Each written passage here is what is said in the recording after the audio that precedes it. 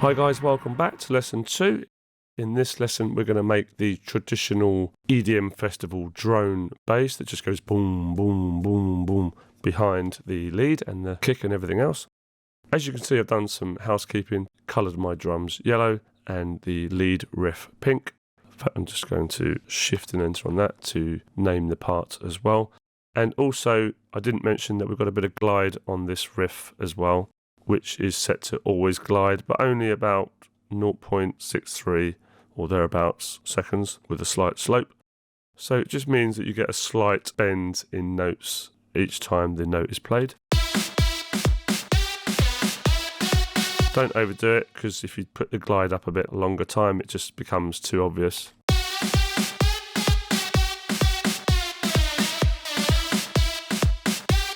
So about 0.063 is about right for this track. Gives it a bit of edge.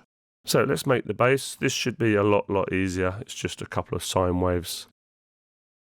So we'll add an instrument track. Go with Vital again. Preset is called BTP EDM Bass, but it won't take long to make it at all. It's going to be very simple. I'm going to add in the MIDI. Literally just going to be an E. I think this song is in E minor. So even though we start on G,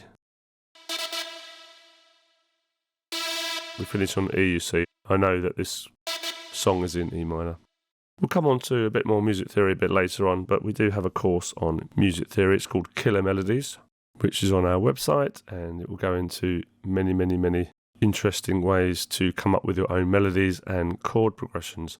Some free lessons on the page itself as well.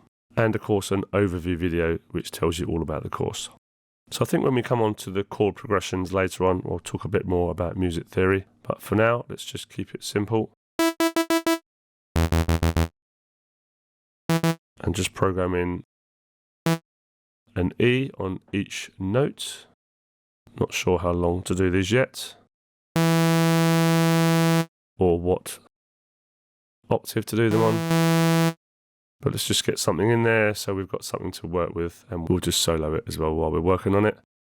So we just want to boom, boom, boom, boom. So let's change this to sine wave, go to factory, basic shapes, and sine wave. Probably just bring this down an octave, so rather than trying to scroll down and get -12, you can just hold shift and scroll down once, -12. We don't want to be thickening up bass lines and sine waves. One voice is fine. It just doesn't sound very good when you've got more than one. And we'll add a second one to thicken it off, but we'll go down 2 octaves. But we'll change the setting to the same sine wave. Sine waves are very good for bass lines. They just work really well. Let's shape how the sound progresses over time. So what I'm going to do here is add a bit of an attack in, because we want the kick to play and then the bass literally milliseconds afterwards. Because the kick and the bass both share sub-frequencies, which is a very important area of your track to get right, you don't want the kick and the bass playing at exactly the same time, because they'll fight with each other and they'll lose some energy. So either you'll lose the energy from your kick, which is the last thing you want on an EDM track, or you'll lose a bit of sub out of your bass line, which again is the last thing you want. So what we'll do is we'll increase the attack a little bit and just put a bit of a slope in there, and it will delay the bass coming in. Let's have a listen with that kick as well, solo the kick. Okay, so it's perhaps a bit delayed too much.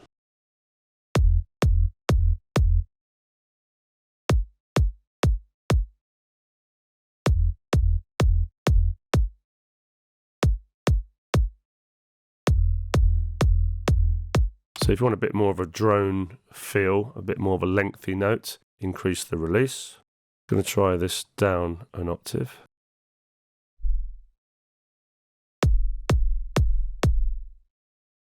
Okay, we'll leave it where it was. Let's just carry on with the sound. Let's add a filter. And again, this is defaulted to filter 2, which I don't like. I hate it when it does that. We're going to add some distortion as well to beef this up a little bit. It's just a bit kind of flat at the moment. Go for a 24 dB per octave, so it's a bit steeper. Add some drive. Sounding a bit better already. Okay, let's add some soft clip. I'm going to loop this section here. Just going to add some distortion.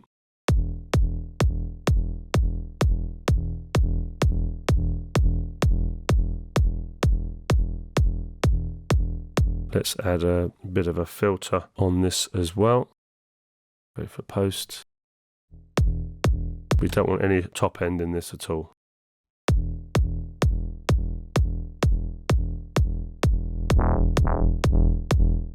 And you can mess around with these different distortion types, of course.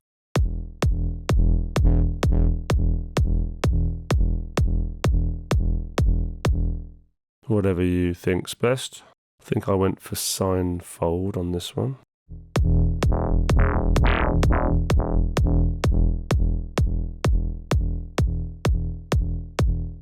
I think I went for something like that. You can click and drag up and down in that window to change that.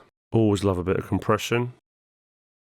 We'll do that after distortion, so you can just drag it down. We'll go for low bands. We don't need any more than low bands.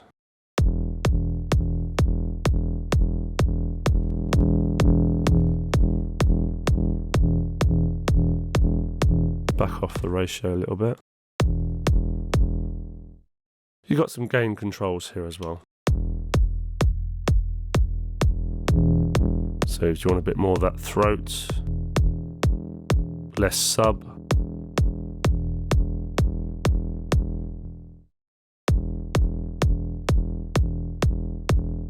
Less attack, but then you'll lose the kind of oomph of it, so you want to put the attack up really.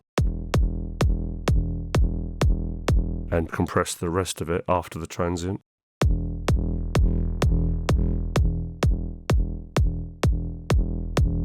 Again, the release is affecting the tail of the sound. Stick on some EQ. We don't want any reverb or anything like that on a bass sound. Take off the top end.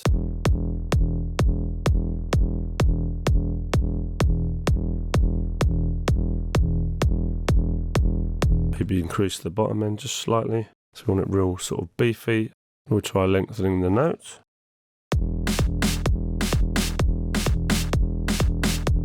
Or we can just have it like that and carry on shaping it with our envelope.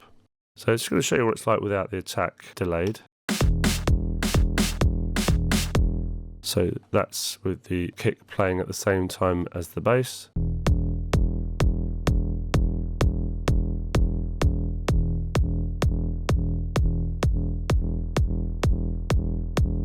So it's a bit like having a side chain on it. You're basically delaying the peak of the sound. And the sustain and release is also affecting the sort of second half of the sound. I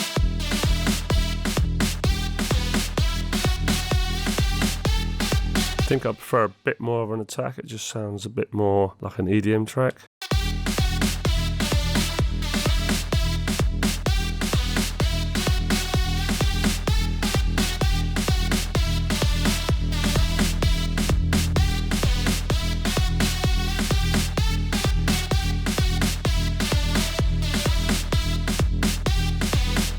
Adjusting that release so it just finishes before the next hit.